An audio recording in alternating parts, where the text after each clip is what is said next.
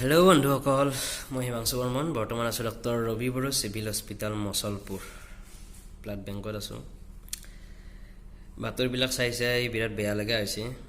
Hindi news চেনেলবিলাক চাব, English news চেনেলবিলাক, তাত তাৰমানে কৰোণাক লৈ ইতিমধ্যে বাহিৰৰ যিবিলাক কাণ্ট্ৰি আছে তাত মানে বিৰাট ডেঞ্জাৰ অৱস্থা। ভাগ্য ভাল ভাৰতখনক বৰ্তমান বলি পৰা নাই। তাৰমানে সমগ্ৰ বিশ্বত তাৰমানে এই কৰোণা ভাইৰাছে বৰ্তমান ত্ৰাসৰ সৃষ্টি কৰি আছে। আমাৰো ভয় অলপ লাগছে, কাৰণ স্কুল, কলেজ, বিদ্যালয়, বিশ্ববিদ্যালয়, LP স্কুল এভৰিথিং বন্ধ, কিন্তু চিকিৎসালয় খোলা। গতিকে বেছি ভয় নাই, যি হৈ হ'ব দেখা যাওক। মাস্কখন আছে, এখন পিন্ধি লওঁ। কৰোণা যদি সুৰা দিবান পায় এখন পিন্ধি লওঁ। 1 নম্বৰ কথা, ৰবিবাৰ যোৱাকালি গধূলি 7টা বজালৈ ইণ্ডিয়াত 108 positive cash, 108টা positive cash.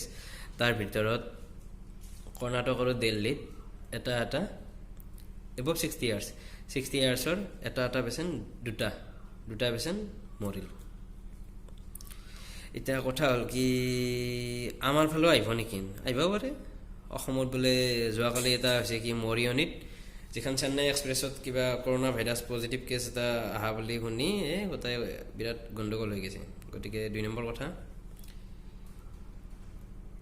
Assam চৰকাৰে 29 মাৰ্চলৈ স্কুল, ৰাজহুৱা অনুষ্ঠান, থিয়েটাৰ, জিম, ছুইমিং পুল চব বন্ধ কৰি দিছে।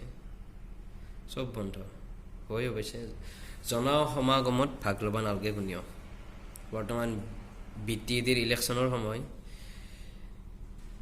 এতেতো আৰু প্ৰচাৰ চলবয়ে, এতেতো ইলেকশ্যন হ'বয়ে, ইলেকশ্যন নোহোৱাকৈ নাথাকে।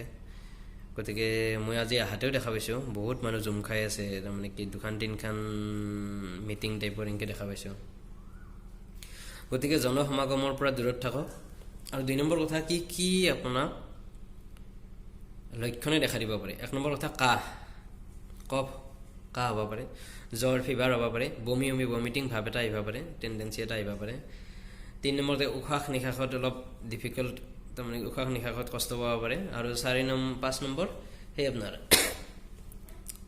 5 নম্বৰ আপোনাৰ কি বুলি কয়, নিউমনিয়া বা ডায়েৰিয়া সদৃশ কিবা লক্ষণ দেখা দিব পাৰে। গতিকে এগলাখনৰ পৰা হাত সাৰি থাকিলে থাকিব পাৰিলে ভাল।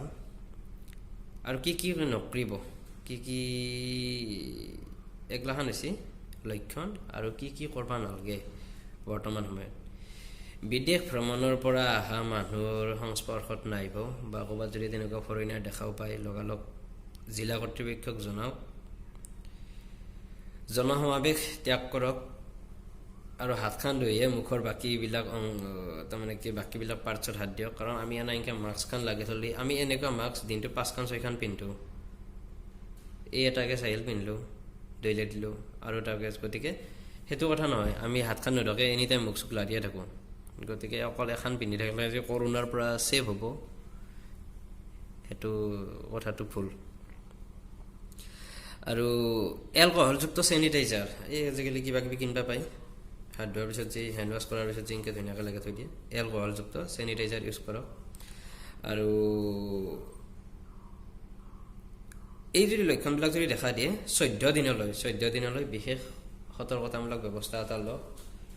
ৰুমাল, মাস্ক, টিচু পেপাৰ ব্যৱহাৰ কৰক। যদি আপোনাৰ কাহ আছে তেতিয়াহ'লে ৰুমালখন বা টিচু পেপাৰ ব্যৱহাৰ কৰক মুখত। আৰু পানী লগা জ্বৰ থকা মানুহৰ পৰা অলপ আপুনি হাত সাৰি থাকক। এইখিনিয়ে মেইন কথা।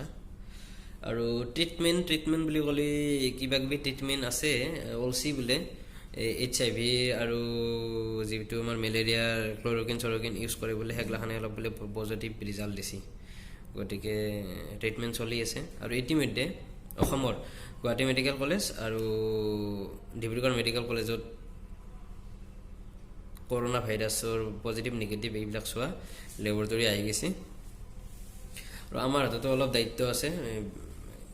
এই বস্তুটো দেখা পাইছে না, এই বস্তুটো দেখা পাইছে, জানে কিছুমানে। এই সন্মুখৰ মানে কটন লাগি আছে, দেখিছে কটন। এই কটন লগা বস্তুটো দি ষ্টিক এডাল আছে বিৰাট দীঘল। এই ষ্টিকডাল আমি যিটো ছাছপেক্টেড কেছ তেওঁলোকক আমি কি কৰিব লাগে, মুখখন ডাঙৰকৈ মেলি দিবা দি, বহলকৈ মেলি দিবা দি, একদম ডিঙি থ্ৰোট চব থ্ৰটত যিখিনি বস্তু লাগি থাকে, ডিঙিত যিখিনি বস্তু লাগি থাকে, আমাৰ উশাহ নিশাহ কৰা যিডাল নলী আছে তাত যেতিয়া লাগি থকা, নহ'লে নেছ'ফেৰিংছ নাকেৰেও সোমাই দিব পাৰি, ভিতৰলৈ সোমাই দি বস্তুটো এবাৰ ৰ'টেট কৰি দিব লাগিব। ৰ'টেট কৰি তাত যিবিলাক বস্তু লাগি আহিব, সেই লাগি অহা বস্তুটো এই বটলটো দেখিছে, এই বস্তুটো হৈছে ভাইৰেল ট্ৰেন্সপৰ্ট কিট। এইটো এটা কণ্টেইনাৰ হয়, আৰু এই ৰঙা বস্তুখিনি হৈছে ফেনাইল নহয় দিয়ক, ফেনল। এইটো এটা চলুশ্যন হয়।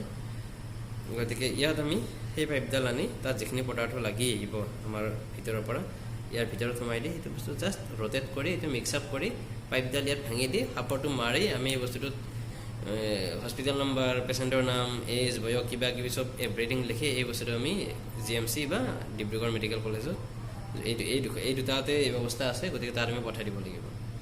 পঠাই দিয়াৰ পিছত ইয়াৰ পৰা ৰিজাল্ট আহি যাব পজিটিভ বা নিগেটিভ, 1 নম্বৰ কথা। আৰু আপোনাৰ ব্লাডৰ পৰা চাব পাৰি এলাইজাৰ মেচিনত।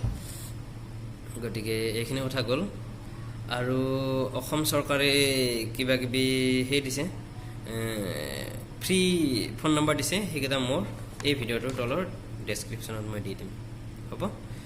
আৰু বিশেষ নকওঁ, সকলোৱে সাৱধান হৈ থাকক। বৰ্তমান বতাহ দিব আৰম্ভ কৰিছে, গতিকে অলপ বতাহ ছেভ কৰি চলক, কাৰণ বতাহত ভাইৰাছটো বহুত স্পীডিলি আহি যায়। বাকী আপোনালোকক ধন্যবাদ।